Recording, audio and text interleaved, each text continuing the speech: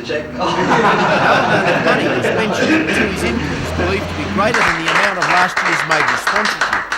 American centre Howard Levy arrived overnight and is so tall he left Mascot Airport with his head projecting from the sunroof of millionaire owner Basil Sellers Mercedes. It's a bit of a local joke here that Americans suffer from what we call Pan-Pacific shrinking disease, that when they get off the plane they're not quite the height that we expect them to be. But you are certainly the height we expected you to be.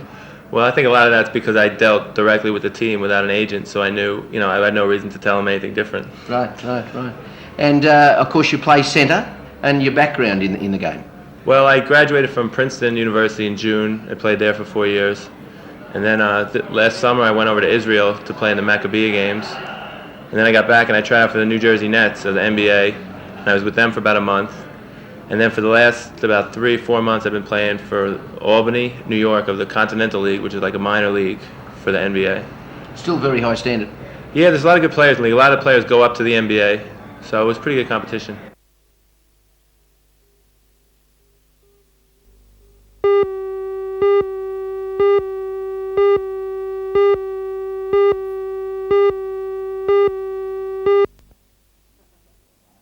That's right.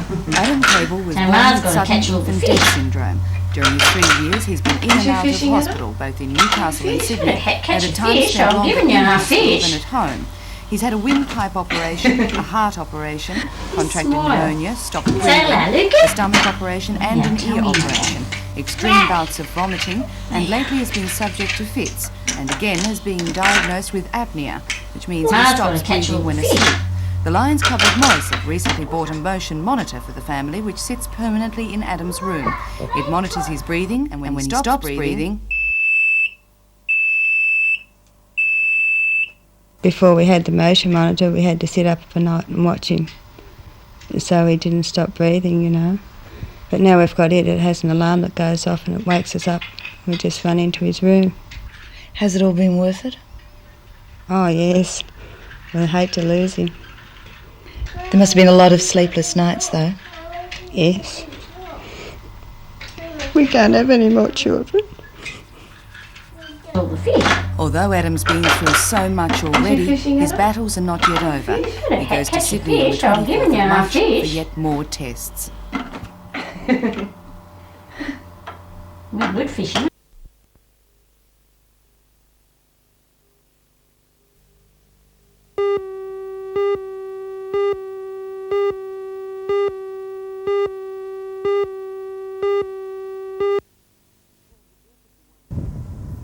Called the Walk of the Way of the Cross, it's been happening on this hillside at Lochinvar for the past 20 years.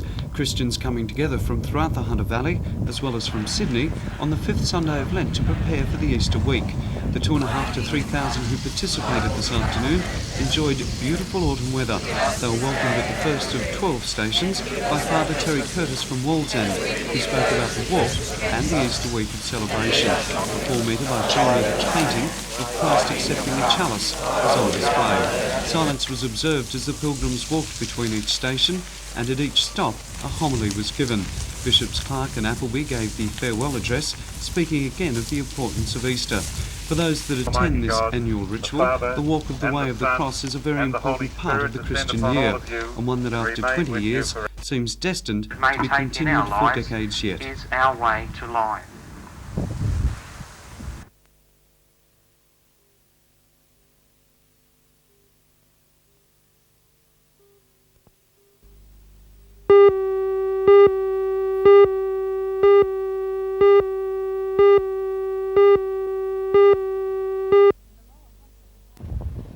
In the Lower Hunter, the target stands at $56,500, an amount which will allow existing services to be maintained and new services to be introduced.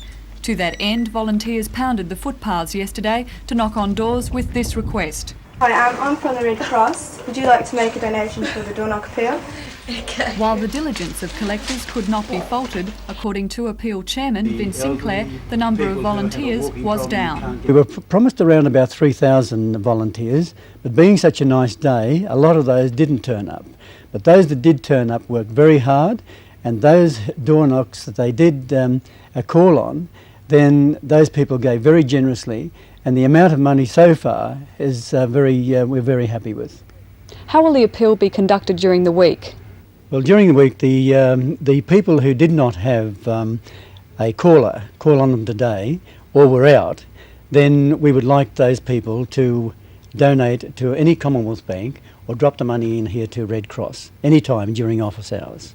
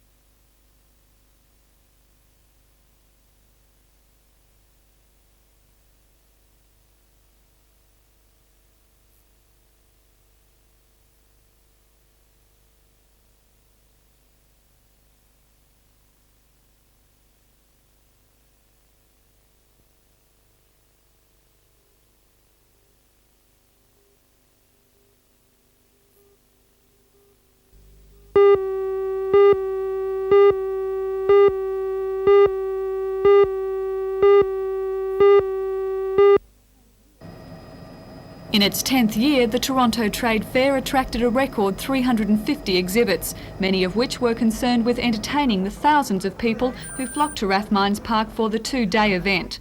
One of the biggest drawcards was this hot air balloon, which competed with a compact glider for the attention of flying enthusiasts. Products worth $4 million, including furnishings, pools and spas, were also on display. This year's Toronto Trade Fair reflected the character of the region, not only in its exhibits, but in yesterday's National Rock Vaulting competition, a sport appropriate to this coal mining area. The simulation is of men drilling into the roof of a mine and placing bolts in the roof to keep loose rock in place. In yesterday's competition, the aim was to fix 3 bolts in concrete in as fast a time as possible. Although 32 two-man teams entered from coal mining regions from throughout the state, the local teams excelled. The overall winner was the team from Myuna Colliery, who drove the bolts home first by a comfortable margin.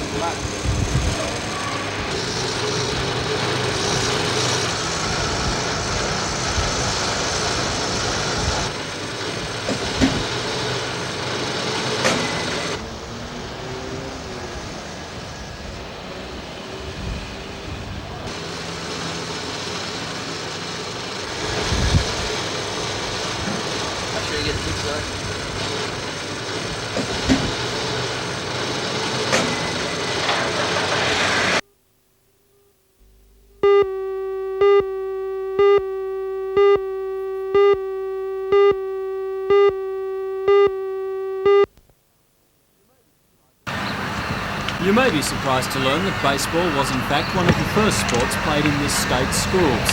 Today, 120 high school students took to the turf at the Tube Makers Ovals in the Inter-Regional Championship. 8 teams, one from each of the state's education regions, are competing in the round-robin competition, which will decide the state's champion high school baseball team.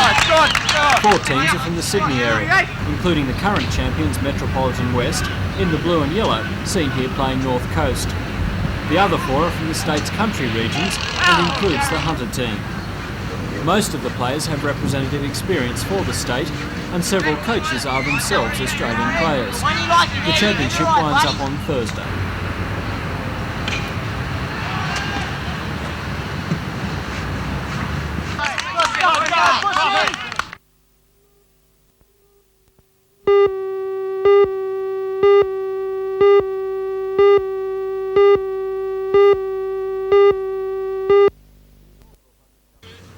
The The inaugural Hunter Challenge Bowls tournament pits our top bowlers against the best bowlers Australia-wide.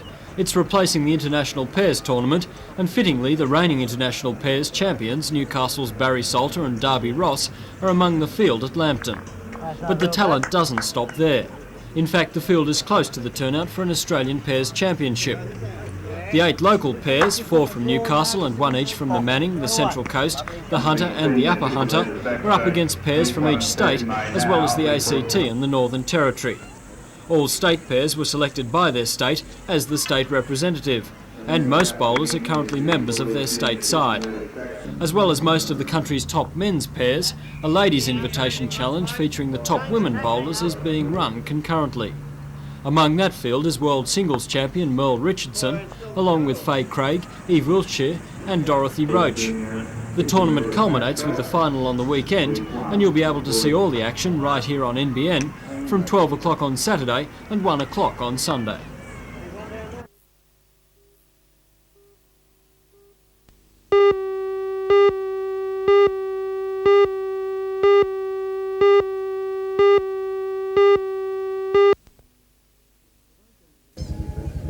Although goats have been around since the year dot, it's only recently that they've become a familiar feature of the hunter's landscape, as more and more people see them as an alternative to more traditional grazing operations. At Finnan Park, an 80-hectare property at Seaham, there's now a dairy goat herd which could become one of the biggest in the state. At the moment there are 40 milking does and another 60 dry does are scattered around the state, being readied for transport to the property. When they arrive in kid, they'll become very familiar with Lorraine Hammond and Faye Clark, who for the last 6 weeks have been operating the dairy in partnership with their husbands. The dairy itself is unique, a dual-sided walk-through herringbone bales, for all intents and purposes the same as a cow bales, just scaled down and elevated. The milk flows into refrigerated vats and is then bottled, but although sales at the moment aren't staggering, the Clarks and Hammonds are hoping they'll grow. Dairy goats such as these are very efficient converters of grass into milk. In fact, they're probably better at the job than cows.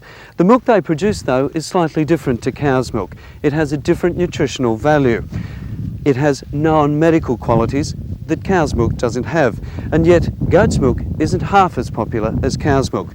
If we lived in Mediterranean or Middle East countries, goat's milk would be a staple part of our diet, but not so in Australia, and that's probably one of the biggest problems facing the dairy goat farmer these days. With little promotion of the product and marketing left up to the individual producer, the success of Finnan Park seems to depend on people at least giving their goat's milk a taste test. A lot of people think that because it has such high nutritional value, it should taste slightly off. Now, that is not the case. The milk we're producing here and the milk produced by reliable and reputable producers, for all the world, tastes exactly the same as cow's milk. According to both Paul and his partner Greg Hammond, apart from ensuring a top quality product, the other big problem is maintaining a consistent supply. They hope they won't be like hundreds of others who've entered the goat milk industry, found and developed a market, and then failed to keep up to the demand. The setup we've got here, the machinery we've got, is probably the biggest of its kind in New South Wales, at least maybe Australia.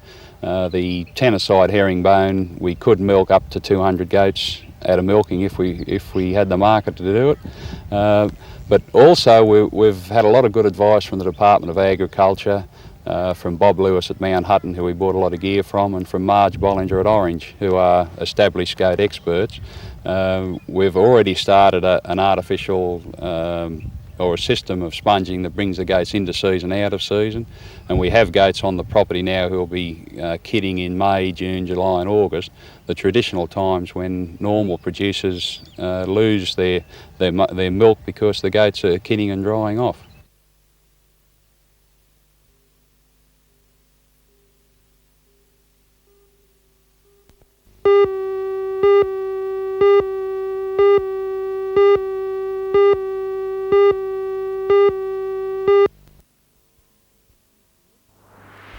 His works depict nearly a century of history. Born in 1898, Robert Emerson Curtis arrived in Australia from England in 1914. Beginning his career as a cartoonist, his talents soon turned to greater challenges when he arrived in Newcastle in 1935, commissioned to record drawings of BHP. But the artist also found time to make an historic account of the life around him. All I think I'm trying to express is what I saw, which is conditions that people were living in and doing at the time. Some of the old streets fascinated me, and I used to sketch the old streets when I could. You know, the hilly streets, the life, the old men walking up Wolf Street, which was not then a traffic way. It was paved, cobblestone, with benches and trees. Described as an industrial artist, Curtis was inspired by the construction of the Sydney Harbour Bridge and was later commissioned to make yet another historic account, this time of the Sydney Opera House. His work has since been compiled and published. Industry has played a great part in what I do because of the enjoyment I have in seeing something being created, a building or a bridge or some work that might be taking place at a mine or in any form of industrial activity where men are at work and doing things. This is what has always appealed to me. The exhibition will be on show until the 6th of next month.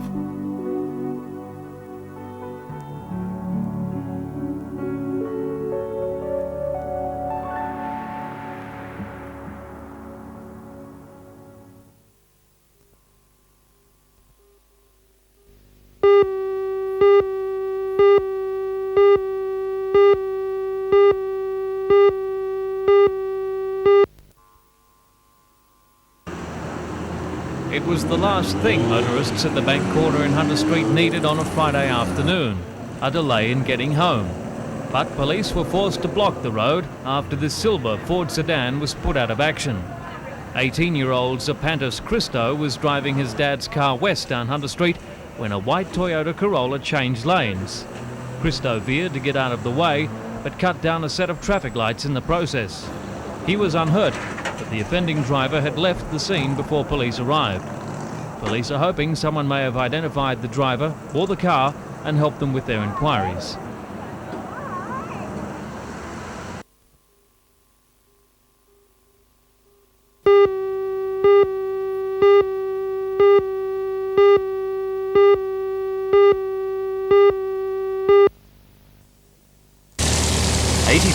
Of all general aviation accidents are caused by pilot error. All over the world, airlines and aviation authorities are looking for ways to better control the human factor. In Australia, Associate Professor Ross Telfer and Dr. Adrian Ashman are leading the search. Their education program using slides, videos and hands-on instruction has just received a $9,000 six-month grant from the Department of Aviation. The money comes on the heels of a similar grant from the department last year, and will allow the team to make training materials available to air schools throughout Australia.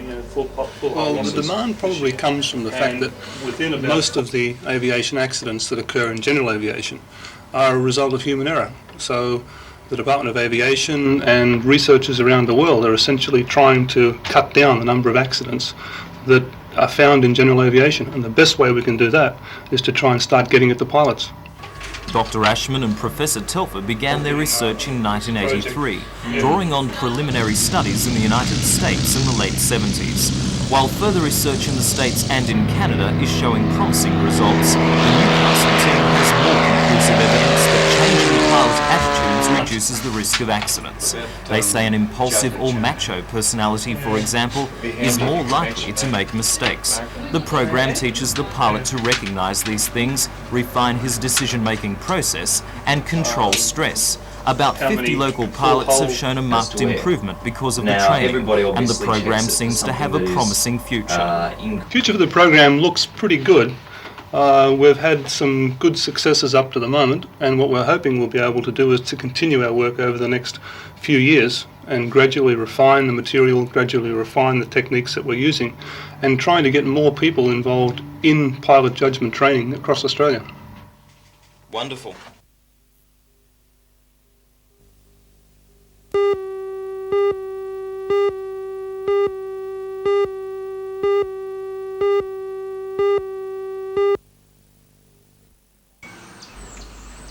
The project will be run in the old infant school in Stockton Street and will involve courses on communication, self-esteem and study skills. A spokesperson for the outreach program at the TAFE College, Julia Robertson, says the Tomaree Peninsula has a high percentage of women who are unemployed, either by choice or circumstance, and it's these people who it's hoped will eventually take on an external TAFE course. Looking at maybe a population of women that spend most of their time at home looking after their little ones, and to then take on an additional burden, as it were, of study and just stay inside and just study in their own four walls without any break, just doesn't sort of seem very appealing. So what we're trying to do is establish a group of women that will support one another, and they'll be able to talk to one another about sort of what's happening with them. They'll be able to help one another, and there'll also be a teacher there that will be able to sort of help them. It's quite a difficult prospect, actually.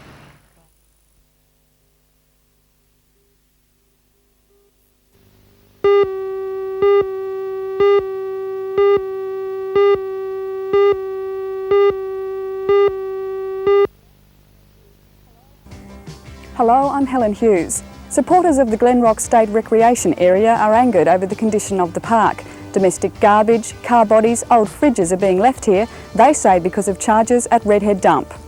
Join Ray Deneen and Anna Manzoni for all the news tonight at 6.